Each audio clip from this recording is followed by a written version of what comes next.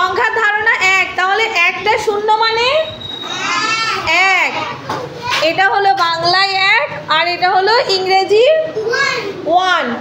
One one মানে এক আর বাংলায় এটা হচ্ছে এক। এবার দেখো এই দুটো শূন্য মানে কত? দুটো শূন্য মানে হচ্ছে দুই আর ইংরেজির হচ্ছে এটা টু। তিনটে শূন্য মানে তিন আর ইংলিশের এটা থ্রি। চারটে শূন্য মানে চার আর ইংরেজির এটা ফোর। পাঁচটা শূন্য মানে পাঁচ, ইংরেজির ফাইভ। তোমরা দেখো বলো এইটা কত? এটা ফোর। এটা কত? এটা বাহ, এটা কত? নয়, বাংলার নয়। আর এটা নাইন। এইটা কত বলো? এটা কত? থ্রি। আর এটা ছয়। এটা কত বলো? টেন। বাহ, তোমরা খুব ভালো শিখেছো। এবার এটা কি কত বলো? এক। আর এটা দুই না ইংরেজি টু। আর এটা বাহ, খুব সুন্দর, তোমরা খুব ভালো শিখেছো।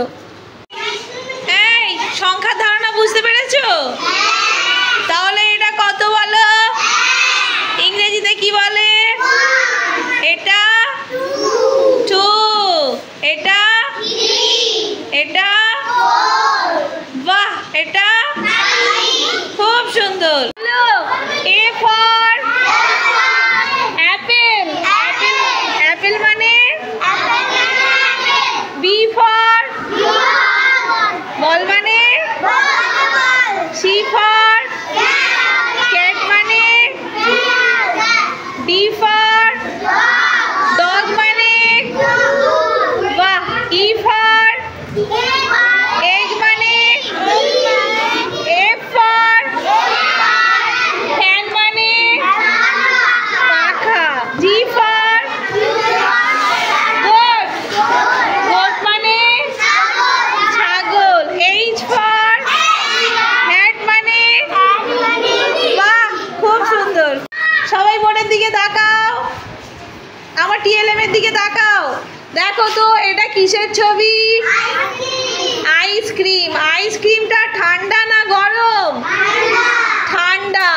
আর এটা কিসের ছবি বলো? এটা চা। চাটা কি গরম দেখাচ্ছে নাকি? গরম। তাহলে এটা ঠান্ডা আইসক্রিম আর এটা হচ্ছে গরম চা। তাহলে এই বিপরীত শব্দটা আমাদের শেখা হলো। দেখো আইসক্রিম ঠান্ডা আর চাটা হচ্ছে অনেক গরম। তাহলে ঠান্ডার বিপরীত শব্দ কি? গরম। ঠান্ডার বিপরীত শব্দ গরম।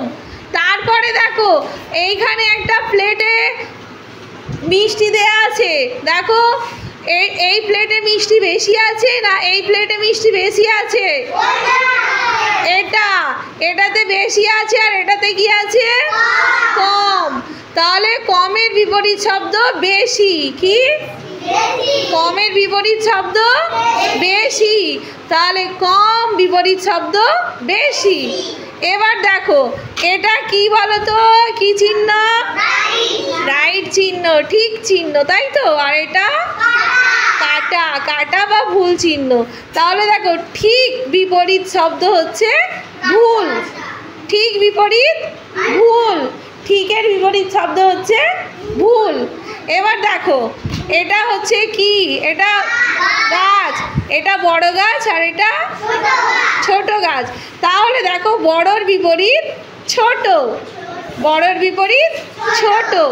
এবার দেখো এখানে হচ্ছে গ্লাস খালি, মানে গ্লাসে কোনো জল নেই আর এখানে গ্লাসে জল আছে।